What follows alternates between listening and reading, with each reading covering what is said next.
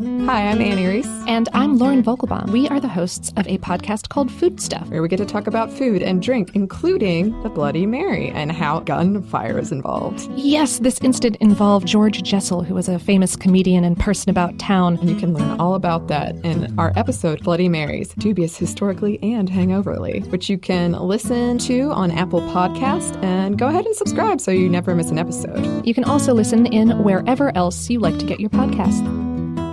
From UFOs to psychic powers and government conspiracies, history is riddled with unexplained events.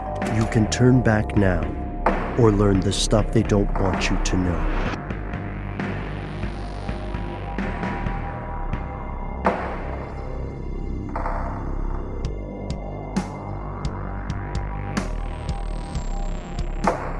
Hey, welcome back to the show. My name's Matt. My name's Noel.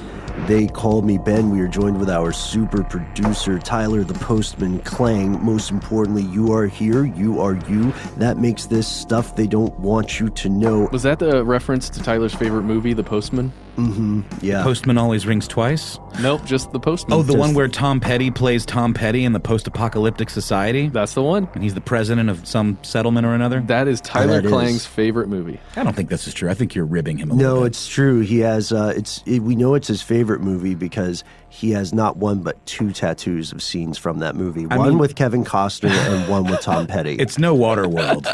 It's no Waterworld. Well, no, what is? What is? As you can tell, ladies and gentlemen, we are actually huge fans of Tyler. So thanks for trying to make eye contact with him. Thanks for classing up the show, Tyler. Yeah, it's weird. This new studio that we've got, like, again, just to describe it to the listeners, it's like a giant shipping container, and it has these two windows, but where Ben's sitting, he's got like the piece of material between the two windows that's right where Tyler's face is. So whenever Ben wants to make eye contact, he has to lean back awkwardly. So if you ever hear that creak, that's Ben making eye contact with a super producer. You know, we like the setup. There's a little bit of mystery, right? And that's that's one thing that makes every interaction with anybody, no matter who they are, interesting. There's just a little bit of mystery, and even the three of us who hang out all the time have some mysteries between us. But enough about us. What about you? Let's talk all about you, because today is all about you. We often say that you, specifically you, are the most important part of the show, and now we're putting our money where our microphones are. Sure. Okay. Yep. Like a lot of folks, we only enjoy listener mail episodes if there's some sort of substance behind it. So not only are we sharing some of our favorite recent and not so recent emails, but we're also doing some digging to give some solid responses to the questions at hand. And we each dug into stuff separately, so we don't know what the other person or what our co-hosts know. Big fans of surprise and mystery. You may have noticed that we've gone a little lighter on the shout-out corners, and it's because some of these emails that we get are such kind of big questions that I just feel like relegating them to a little corner at the end of the show doesn't really do them justice. So felt like we should cobble together some of our favorites and have a deep dive, right? We can't do these justice, and also if we had them in a shout-out corner, it would be another hour to the show. So we each have, what, 3 today? We do. There are a lot. Do you want me to go first? I can start this puppy off. Give it a go. Our first message comes from James. He sent us an email, and he says, "Hi, guys. You mentioned in the episode, is someone using sonic weapons in Cuba, that shopkeepers in the UK used a sonic weapon-type device that only young people could hear to deter kids from hanging around outside their businesses. It was a speaker with a horn called a mosquito." Because it was called this because they emitted a high-pitched buzzing sound. And James continues, he says, "I was a teenager during that time in the early 2000s. My local leisure center had one. It didn't deter me and my friends. The whole young person only sound thing was a fad that you could get ringtones, and supposedly only young people could hear them. So you could sneakily get text messages in class. That's an interesting thing. I never experienced that here in the U.S., James. But I don't remember them working either, so didn't really work. Love the podcast. Keep up the good work. Regards, James. So the basis here is like this is literally a sound that supposedly only people of a certain age can physically hear, Matt? Yeah. It was an anti-loitering device that was actually produced. There were several of them, but there's one in particular, the one that James is talking about, called the Mosquito. and we did a little digging on it. And it's from a company called Moving Sound Technologies. And this is what they say. The patented mosquito is a small speaker that produces a high-frequency sound much like a buzzing of the insect it's named after. This high frequency can be heard by young people aged 13 to 25 years old. Now, how they're able to pinpoint that age range astounds me, but let's go with it. They continue, the latest version of the mosquito is called the MK Multi-Age. It has two different settings, one for teenagers and one for all ages. When it's set to 17 kilohertz, the mosquito can only be heard by teenagers. When it's set to 8 kilohertz, mosquito can be heard by all ages. And you can get your very own mosquito right now, today in 2018, for the ridiculously low price of $1,150. And they're going fast, so I would say go ahead and put your order in. Interesting point, Matt, and listeners out there. and Matt, thanks to James and thanks to you for digging up this extra information here. One fascinating point is that there are price breaks at volume. So if you're already getting one mosquito, one MK multi-age, MK4 multi-age, excuse me, why stop there? Get 5, 10, 50. And this is, we should absolutely point out, this is far from the only player in the game. And the science behind these things is real. Oh, man, this is really interesting. I just found the site, noiseaddicts.com, that has a list of like test tones at different frequencies from like 8 hertz, 8 kilohertz, 10 kilohertz, 12 kilohertz, 14 kilohertz, 15 kilohertz, and 16 kilohertz. And the idea is that the range of human hearing goes from 8 hertz all the way to 22,000 hertz because it's common for people over 25 not to be able to hear above 15 kilohertz because likely by that age they've experienced some amount of hearing damage or tinnitus. And I can attest to that. I haven't taken the test myself, but I do know that my hearing isn't quite what it used to be. You know, it was especially guys like us. We have headphones on all day. We're editing stuff at various volumes. I mean, we've been to a lot of loud rock shows, you know. A lot of crash cymbals and ride cymbals. That's right. Matt, he was a drummer. That's a big thing. Those are some serious frequencies coming out of those cymbals. Saw Dinosaur Jr. one time. That'll do it for you. You know? But no, this is interesting. I think I was kind of poo-pooing it at first, but I don't know. Interesting stuff, Matt. Well, according to James, it didn't work very well. The text message part didn't work very well. That's true. Also, James, what is a leisure center? Is it like a community center? It sounds so much cooler. I feel like a lot of people are wearing, you know, leisure suits. Yeah, the most important thing, is there an arcade at the leisure center? And is there I'm not bar? leisuring. Or a hookah bar. Yeah, I'm not leisuring unless there's at least one Galaga machine. Probably not a hookah bar if it's state supported. Okay. But maybe a ping pong table, some bean bags. That sounds good. You know, Is it an after school kind of thing? I mean, honestly, James, tell us. We want to know. But why would they have that noise outside to keep people from maybe smoking? Maybe it's an anti-smoking device for some people. Oh, possibly.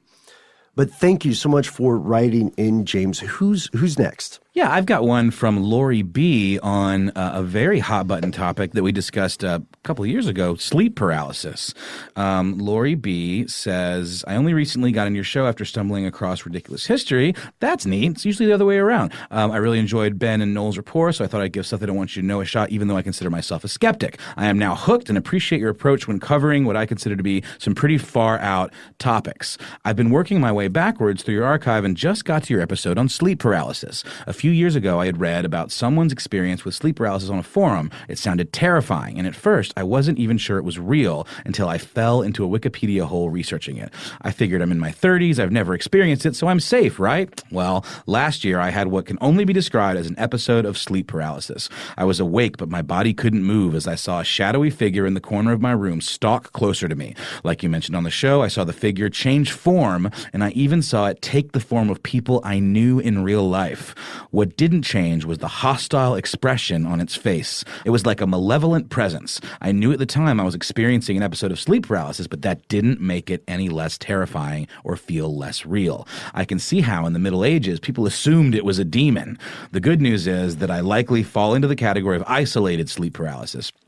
I haven't had another episode since, and plenty of people in this category may only experience sleep paralysis once or twice in their lifetime. But what that also means is that if you Yes, you haven't experienced sleep paralysis yet. There's still a chance it may be coming for you. Ugh. Keep up the good work, Lori. P.S. Any chance Matt might make an appearance on Ridiculous History? I've been trying to talk him into it for a little while, and I think is today the day that... I'm going to go ahead and say yes. This Southern Genie's going to make an appearance on your show, boys. I love it. The haunted mason jar will be in the room with you. Will be rubbed. Yes. Give it a good rub. But yeah, this is... we didn't really talk about the idea of like...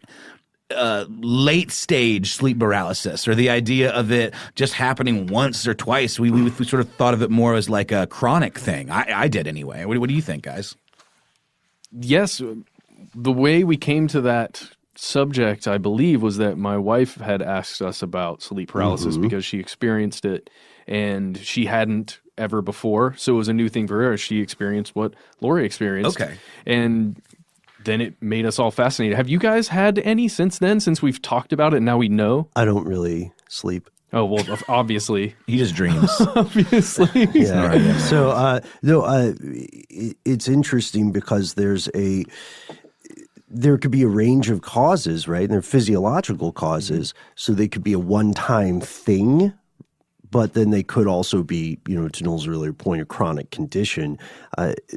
What I'm wondering is whether there's any in-depth research on the ratio there. Because a lot of people who aren't familiar with what's happening are going to think they just had an especially insane nightmare. And I think we've all had dreams where, our mobility is to one degree or another messed up. Like you can't run fast enough. I can never punch very hard. You can't punch very hard. In the dream, right? In the dream. And then have you ever had one that carries over into a waking state where you're either like hanging on to a thought from that dream to the point where it like you feel it in your waking state, or when you're out, are you usually just out? Have we, this is a little sidebar. Have you all ever been around someone, usually a romantic partner or a spouse or something, who has had a dream that's so bad that when they wake up, they're mad at you for stuff that happened in the dream? Oh, yeah. How common is that? That's pretty common. Yeah. I would say, just because the high emotions that can be experienced in that dream state can easily spill over, especially if it's a person that you're sleeping next to that's doing bad things to you. You're like, "Rrr." I think I have experienced that before, yeah. I think the takeaway here, and I'm pretty sure we talked about this in the episode, is that sleep paralysis is almost an extension of a dream state. It's like a waking nightmare, kind of. But it also, who's to say that there isn't some supernatural force at play? People are seeing very similar things, which is what always struck me as really fascinating and pretty terrifying about this. The shadowy figure in the corner coming at you, It goes into Jungian archetypes and whether or not there is a real superconscience of some sort underpinning all things. It's sort of like when people...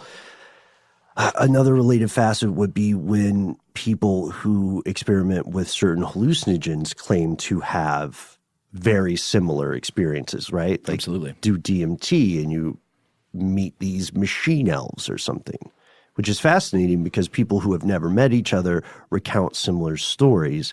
And then tales of alien abductions or abductions of changelings without going too far into the folklore. It's tantalizing that there could be something there. It's like, is it all just brain chemistry and parts of your brain that you're accessing that we all have in common, or is it something external that we all somehow can tap into? Well, I have an experiment that we can all try. Okay. Cool. When you're first waking up, cover one of your eyes. And sometimes you may find that you experience in the eye that you're covering some kind of what looks like static, like an old television CRT monitor with static on it. And this is a common thing that people will see, and it's just part of your brain still interpreting things in that not quite waking dream state. Now, this has to occur right after you wake up. Okay. So maybe you're not fully awake at this point. You're kind of groggy before you have hit your snooze 3 or 4 times. You cover one eye and you keep the other one open and you just kind of look blankly outwards. especially if it's a little bit dark but enough light that you can kind of make out objects in your room. You may experience, and I have done this, essentially dream images occurring in your vision from the eye that is covered while you are still seeing objects in your room or wherever it is you're sleeping in the real world. Almost so like having cool. AR stuff occurring. Wow. It's fascinating. And you can do this. I would say experiment with it. See what you see. AR for augmented reality. Yes. So, question, would you consider wearing an eye patch to bed? Oh, yes. I have not done that yet. And from a mythological or folkloric standpoint, this seems so fascinating because there's this idea that you literally have one eye in the waking world, one eye in the world of dream. Yeah. Wow, that's great. Thank you for writing, Lori B. And please let us know if you attempt this experiment that Matt just proposed. Noel, are you going to give it a go? Absolutely. I'm all about experimentation. Excellent. What's next? Our next letter comes from Eric H. Eric H. says, I'm a Peace Corps volunteer on Zanzibar, a small island off the coast of Tanzania, Africa. I teach secondary students math and physics at a rural school, and I have been in country for 8.5 months now. Possessions happen almost once a week at my school. They are part of the culture. Whoa. They do occur more frequently with girls, specifically before important tests when stress is peaking. Usually a female student will collapse in class and start trembling and wailing. Then she'll go limp. 6 or so other female students will pick her up and carry her to the office while she mumbles and twitches.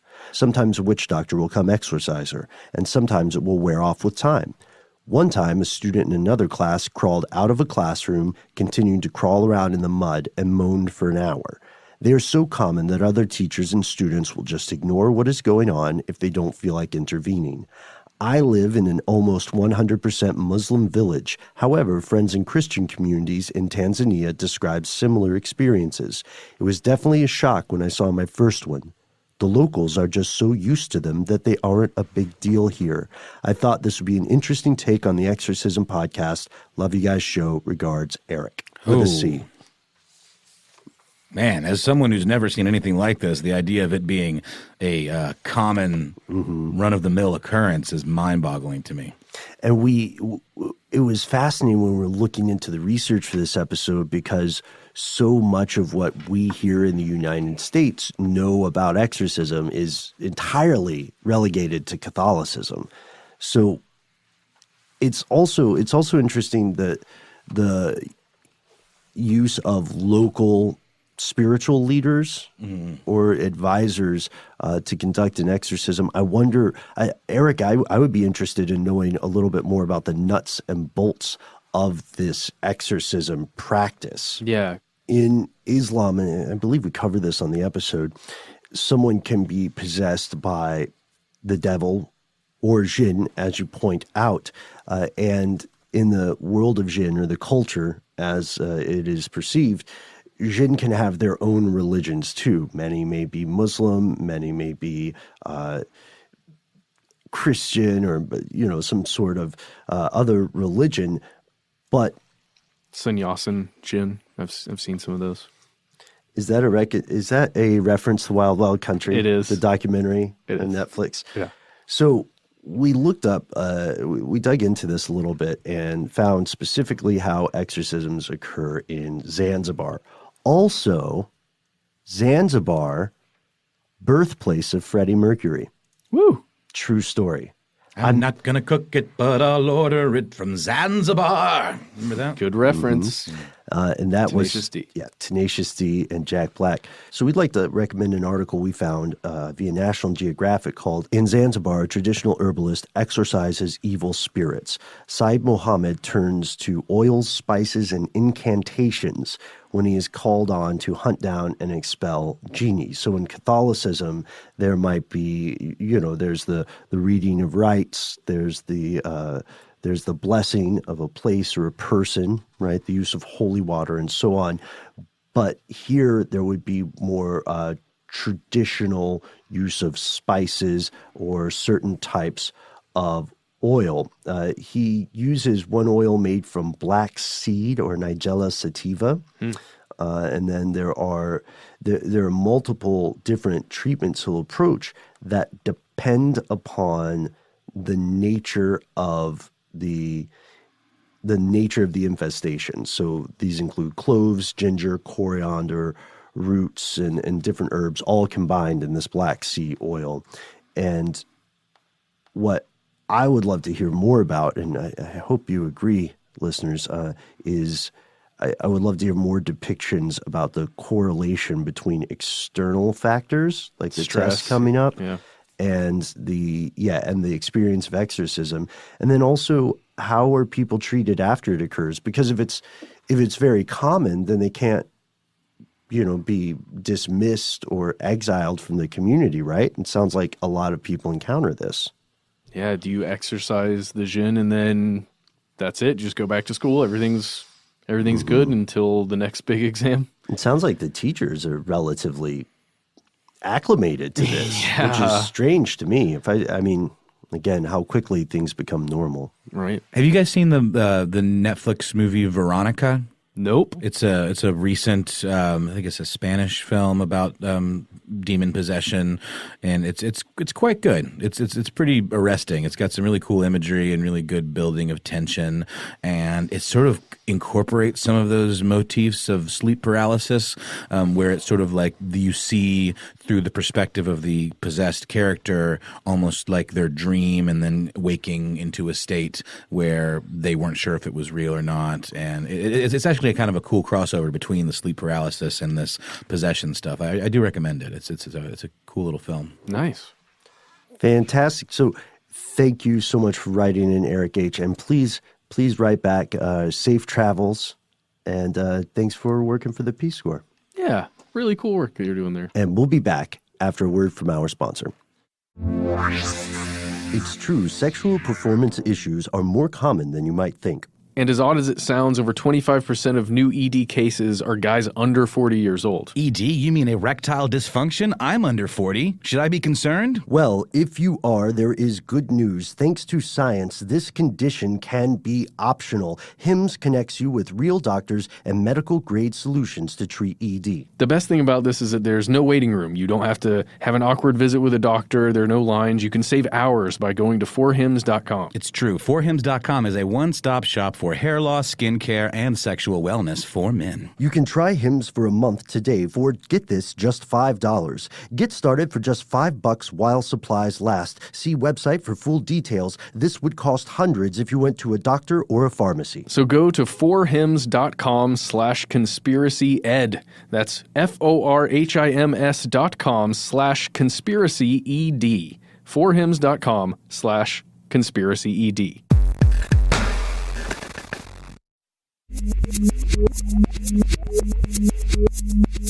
And we're back, and we're going to jump right in with Kevin. He wrote to us and says, "Here's a bona fide government cover-up from the Great White North. I'm a proud Canadian, but every country has skeletons in its closet. Sorry for dropping you down another rabbit hole. Regards, Kevin." And he sent us an article from the Canadian Broadcasting Corporation's website, cbc.ca, that describes, quote, "a sprawling investigation into abuse at St. Anne's Indian Residential School." It was written by Jorge Barrera, and it was posted, March 29th of this year. Wow, just a few days ago. In the article, it talks about St. Anne's Indian Residential School, which was located in Fort Albany, Ontario, and according to the CBC, it was run by the Catholic Orders of Oblates of Mary Immaculate and the Grey Sisters of the Cross from 1902 until 1976. The Grey Sisters? What a sinister name. Yes. I don't know much about them yet, but let's jump into this. And the Canadian federal government apparently started funding this school way back in 1906. Just a couple of years after it was founded. Now, there was an investigation of this school and abuses at this school that began in 1992 when the then Fort Albany First Nation chief presented evidence to police after a healing conference that he attended. And it was all for survivors of this school. And they called themselves survivors because of what they had to go through and what they actually survived. So during this 6-year investigation, the Ontario Provincial Police gathered over 900 statements from victims and witnesses of assaults, sexual assaults, suspicious deaths, and this whole host of other alleged abuses that happened during the time that the school was running by these people that survived. And the article itself contains multiple firsthand accounts of this intense, horrid abuse by various members of the school staff, everyone from the nuns to laypersons who were working at the school, the gardener, whatever that person was. It's horrifying. I'm not even going to recount a lot of the things that occurred, but some of it involved the eating of vomit, like forced eating of vomit, and an electric chair that was at the school that was used as punishment. Oh my God. And not an actual full electric chair. It was just meant to cause pain. It's intense. I would recommend reading through it if you're interested, but let's just get into kind of what happened. There's this thing called the Truth and Reconciliation Commission of Canada that occurred where a bunch of these different schools that were called Indian schools. Abuses occurred across Canada It's in systemic, these schools. right? It was systemic. So this Truth and Reconciliation Commission went through and just cataloged all of it. And there were some settlements that got to go out. There were some good things that did occur with it, but it doesn't erase the history of what occurred at these schools. And this is still an ongoing investigation. Yes, correct? it has not stopped. Well, the Truth and Reconciliation Commission, I believe, has stopped, but like in at least that one that I was looking at has stopped, but you can still find everything on the website. And individual cases are still being pursued, right? Yes, yes. There's a pretty fantastic article on newsinteractive.cbc.ca called That's The the Horrors one. of St. Anne's. Is that the one you're looking at? This is the one. There's an incredible, the quote at the very beginning of it is, I'm just going to read it, it's chilling. The preteen girls would take turns with the towel in the bathroom of St. Anne's Indian Residential School. One at a time, they would wrap it around their throats and pull it tight. We called it getting high. We'd get dizzy, lightheaded, one of them said nearly 2 decades later during an interview with Ontario Provincial Police. We looked forward to it, said the residential school survivor, whose name is redacted. It was an escape. Like I said, it's horrid stuff. Read it if you want. The good thing is that investigators eventually identified 74 suspects and charged 7 people, 5 of whom were convicted of crimes that occurred at that residential school, that specific school. Wow. That's but one of many, or at least one story among many at this time. So read the article or go to trc.ca and you can learn more about this if you wish. And thank you so much for writing in, Kevin. This is a crucially important issue. And all too often, despite the work of millions of good people across the planet, all too often these sorts of things don't end up with the perpetrators facing the consequences of their crimes. So our thoughts are with you, survivors of these incidents. And please feel free to write into us if you have more to add to this story. Of course. Okay, I guess I'll take a spin at the old listener mail wheel with one from Elle, who hails from a tiny village in the UK. And this is about our Ghost Lights episode. Elle says, I was recently listening to your episode on the ghost orbs, and it immediately piqued my interest. I've always been fascinated by this stuff, and I actually have 2 stories to tell. The first is short and sweet. I was at Hampton Court Palace when I was about 10 years old, watching a concert with my friend and her family. I was super bored, and I was looking around the courtyard we were in. It was about 9 in the evening, so dark, and when I looked up at a 2-story window above me, I saw a bright electric blue light floating slowly past the window. That image has stayed with me ever since. The second story is the one that still haunts me today, and refers to psychic visions, vibrations, premonitions, and things like that. She goes on, when I was a child, I used to have the recurring nightmare every time I went to my grandma and papa's house. It would always, is that what you call your grandparents, Matt? It was Papa and Granny, yeah. Granny and Papa, yeah. Mine was Oma and Opa because I was a little German boy. She goes on, it would always happen on the first night we stayed there, even after they moved from the main house to the bungalow, which I'm assuming is some sort of like a shotgun shack in the back, like a mother-in-law suite or something like that. My grandma and I would be standing in the guest bedroom of my house looking out into the front lawn. Everything was exactly as it was in real life. There would be this fox prowling around in the front garden, and my grandma and I would just watch it. It would then stop and look up at us with these bright red eyes and leap for the window. My grandma would then slam the window shut, and I'd wake up in a cold sweat, go downstairs freaked out, and my grandma would calm me down. This happened every single time I went to their house until the last time it happened. I was 11 years old, and we were staying at my grandparents'. Grandma was battling cancer, but at 11, I still thought she was going to recover. We've been staying there for 4 weeks, and up until that point, I hadn't had the dream. One day, my cousin's brother and I asked if we could go and see Grandma in the hospital, but my parents said she wasn't feeling so well that day, and we weren't allowed to go. That night, I had the dream, only this time the fox didn't go in through the window and took my grandmother, and she rode on the fox's back into the sky and away before I woke up. 2 days later, she died.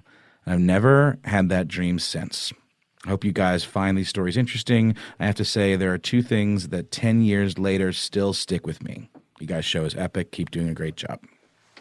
Thanks so much for writing in, Elle. This is one thing that you may find surprising, hopefully reassuring about this, is that you are not by any means alone. As a matter of fact, the majority of people, regardless of how skeptic or they may consider themselves, tend to have at least a handful of inexplicable moments that can't be explained by something like Bader-Meinhof. And that's the thing where you hear a word like ostentatious or something, and then you learn that word and you feel like you always hear it, or you feel like you woke up and you had a song in your head and then it's on the radio.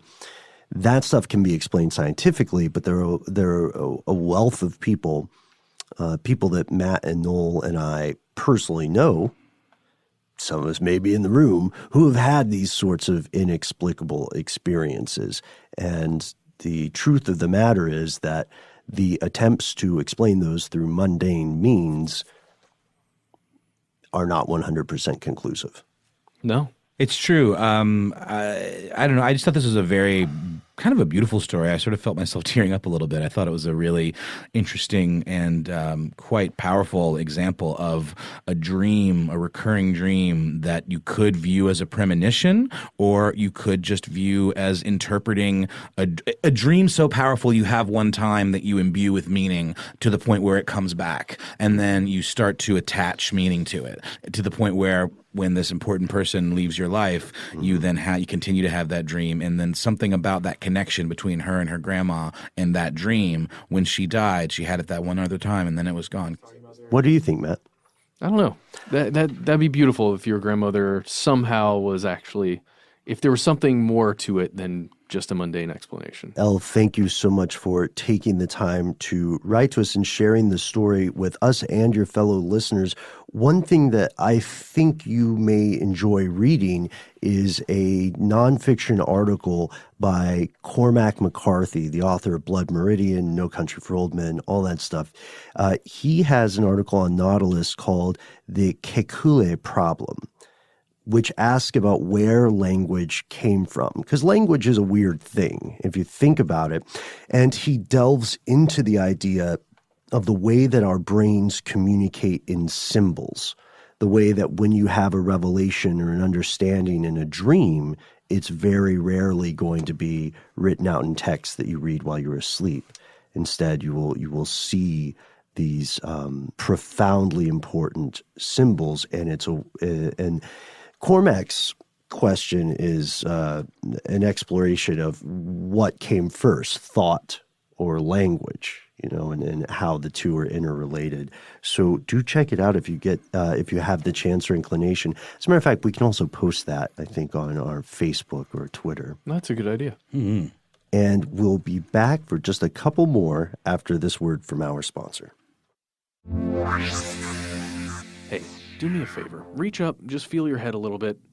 Is everything still there? Oh God, it's coming out in clumps! That's the radiation. I'm talking about standard male pattern baldness. I'm certainly dealing with a bit of it. Here's a fact: 66% of men start losing their hair by age 35. That's a heck of a problem, but luckily there's a solution. Forhims.com is a one-stop shop for hair loss, skincare, and sexual wellness for men. At forhims.com, you can get well-known generic equivalents to the name brand prescriptions for hair loss that you've seen all over the place. There's no waiting room, no awkward doctor visits, and you can save hours by going to forhims.com. All you have to do is answer a couple of quick questions. A doctor will review what you've given them and then prescribe you with whatever you need. And then it comes straight to your door. And the good news is you can order now. Don't delay. Just for hanging out with our show, you can get a trial month of everything you need to keep your hair for just $5 today, right now, while supplies last. See website for details. This would seriously cost hundreds of dollars if you went to the doctor and just got a prescription, if you went to the pharmacy. So go to forhims.com/conspiracy. That is FORHIMS.com/conspiracy. Last time, forhims.com/conspiracy.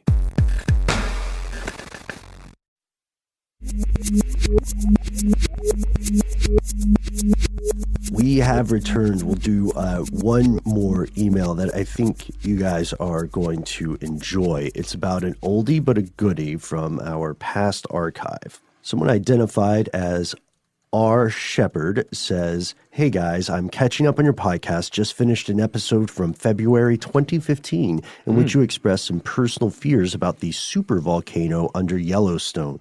I hope you've already found the info I'm going to share, but in case you haven't, I wanted to assuage your fears a bit.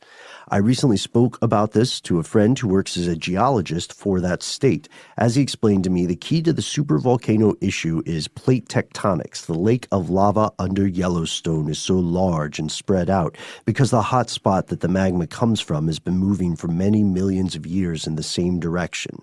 This hot spot has already moved past the large magma chamber under Yellowstone, and it is continuing to move away. As a result, no new magma, it's like no new friends, but no new magma, is moving into the large magma chamber, which means the pressure in the pool is not increasing, which means an eruption in the future in that location is not likely. Eruptions have occurred at regular intervals in the past because the chamber that the hotspot fed into was so large that it took a very, very long time for the spot to move through that area. There may be eruptions further down the line that the spot's traveling, but they will be on top of different magma chambers that have yet to form. I hope this info is useful in some way. This is, to the best of my knowledge, accurate, but I only have the word of my geologist friend and my general understanding of plate tectonics and thermodynamics to go on, which is certainly amateur on my part. Thanks for teaching us all about the stuff they want you to know. Can't wait to catch up on current episodes." Matt, you must be thrilled to hear this. I am extremely happy that we're going to be okay. And especially, you know, having a geologist friend, you can never overestimate how important that is. But he also works for the state. Is he part of Big Magma? Well, maybe. Maybe he is. Maybe he's trying to make everybody feel a little better about the impending doom that lives beneath Yellowstone. This one thing that's really interesting about this one is that we have, you know, such a fear-driven, panic-inundated, alarmist culture, right? And the world is going to end due to something every day.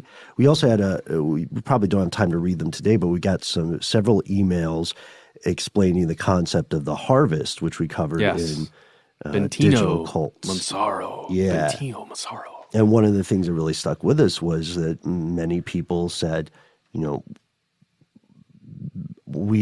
I personally, or many of my friends, or many people I've studied or read, believe that something incredibly important, dangerous, world-changing, possibly cataclysmic will occur at some point in our life or in the near future. But every generation of people has thought that, and many, many times they're right. Something occurs that is not necessarily cataclysmic, Sure, but big and awful. Right, like there's the pole reversal thing. You guys have heard about this, From right? 2012? Clue me in. The magnetic poles, magnetic north and south of the Earth reverse every so often. It's a real thing. It's a regular thing. We know about it. And people have thought, oh, this is going to be the end of the world. Yeah, you'd think just from on the surface that would wreak havoc on navigation, on GPS and things like that. Animal right? migration. Yeah. But here's the catch. Although it happens very quickly in big picture time, we're talking thousands of years. Yeah, it's what is it? The pattern of pole reversal is something. What is this? Let's see. There's a pole reversal pattern of every 200,000 to 300,000 years. Although it has been over twice that long since the last one. So we're due, but That's according to NASA, by the way.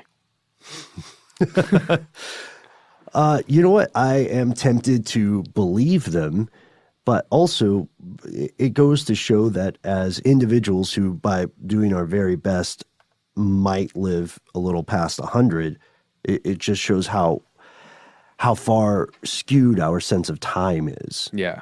And now, don't get us wrong. Of course, as I said in the episode, if a super volcano does blow up, if Yellowstone does blow up in our time, we are screwed. Yeah. Not as bad as some states closer to it. Yeah. But even here in the Southeast, that would affect global weather patterns. Yeah. It would be bad news. Well, hey, thank you, our shepherd, for making us feel a little bit better about the, again, impending doom of our entire world. Well, yeah, it was on an up note, It's so often we need somebody to be able to say with sincerity, the world's not going to end immediately. Calm down. Yeah. And call your mother. Yes. Call her anyway. Just call her. She her. misses you. What, are you too busy to call your mother? Yeah. Do it. And go ahead and mention to her when you talk to her that she can join our discussion page on Facebook. Here's where it gets crazy. Yes. So many people, so many of you listening to this show have been posting there. People like Krista, I see on there. I see John C.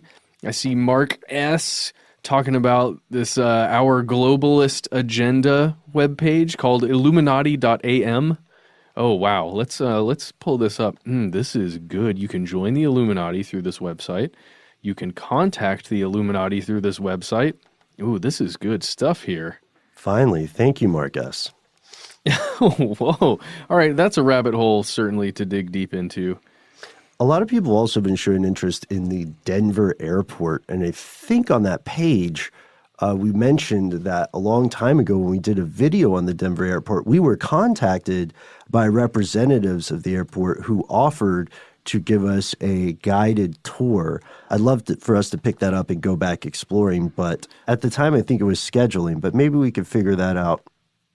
Maybe we could figure that out. Maybe we should be going on the road anyway. Yeah, we'll make our way to Denver and check out the tunnels. We'll get a tour. Yeah, make it that's work. a little preview of things to come. Yeah, I have a feeling our friends at Illumination Global can hook us up. Yeah. They're going to start kicking in some sweet, sweet tour money. Speaking of the Facebook group, I just posted an article on there because it pertains to something we talked about earlier, and I just thought it was fantastic, and I wanted to see what the folks on the group had to say. But it is a motherboard article. If you've met aliens while on DMT, these scientists would like to hear from you. Whoa. Some people on DMT say they meet aliens, demons, or even elves. It's a common enough experience that Johns Hopkins wants to know more. Oh, my gosh. Discuss. That is so cool. There's going to be some data, and we're going to be able to dig into it and then have a whole other episode, and we'll finally get Joe Rogan on the show. Oh, yeah. I should just text him, shouldn't I? Yeah, just do that, Ben. Thank you. Right, we should. So, yes, Joe Rogan and you. And Joey Diaz. Yes, and Joey Diaz, of course. And Duncan Trussell. And Duncan Trussell, of course. And thank you to James, Lori, B, Eric, Kevin, L, R, Shepherd, and everyone on Here's Where It Gets Crazy. We're going to call it a day for now and sneak off to do what I assure you are completely non-sketchy things. Yep. But above board. Above board. I mean, I am planning on doing some sketches. Is that okay? I feel like that's fine. Okay, yeah. cool. Completely on the level sketches. Yes, indeed. Actually on a board. So we will return very soon. You have noticed, of course, that we finally addressed one of the primary complaints about this show, which is that it only comes out once a week. Now it comes out twice a week. There's twice as much stuff they don't want you to know hitting wherever you find your favorite podcast until we get black-bagged and disappeared to some South Pacific island or some Eastern European site. It's inevitable, but it hasn't happened yet. I welcome it. Oh, I look really? forward to it. Come at me. You know what? Take Noel. I'm going to go ahead and say that, whoever you are, you black baggers. The last thing before we get out of here, there is someone out there listening right now called Kaylin. Your name is Kaylin, the person listening to this. And the person that you're showing this to right now is your husband. And you know what we're going to say to that person? Ooh. Happy birthday, dude. Happy birthday, man. Many happy returns. Yeah, you're listening to this. It's June. At least when Kaylin's showing it to you. But it's your birthday, and you're getting a shout-out. We don't know your name. Kaylin did not put your name in there, but happy birthday. May all your black bag dreams come true. Yes, Kaylin's husband, happy birthday. Take the time and enjoy this day because despite what people would have you think about calendars, your actual birthday is the only real New Year's you have. Everything else is sort of arbitrary. So if you're listening, man, and you feel like today is time for a resolution or something, do it. Give your excellent wife a hug and a kiss, and then, the world is yours. And just a heads up, dude, Kaylin offered us some beer if we ever show up in British Columbia. So, we might end up there. And sorry, but, a round is on her, apparently. Yeah, we might end up there, too. So, yes, happy birthday and sorry in advance. So, as Porky Pig was wont to say, that's all, folks, but, with a stutter. And we will be back very soon. In the meantime, of course, we would love to see you there on Here's Where It Gets Crazy. Check out that DMT call for respondents and get the scoop on what your fellow listeners are checking out. Full disclosure, we also checked out this page for ideas on future topics. Yep, all the time. So find us on Facebook, find us on Twitter, find us there, find us on stufftheydon'twantyouto.know.com. Whatever you do, if you're listening to this, you have something important that you need to tell us. Find us any of those ways or just send us an email. We are conspiracy@howstuffworks.com.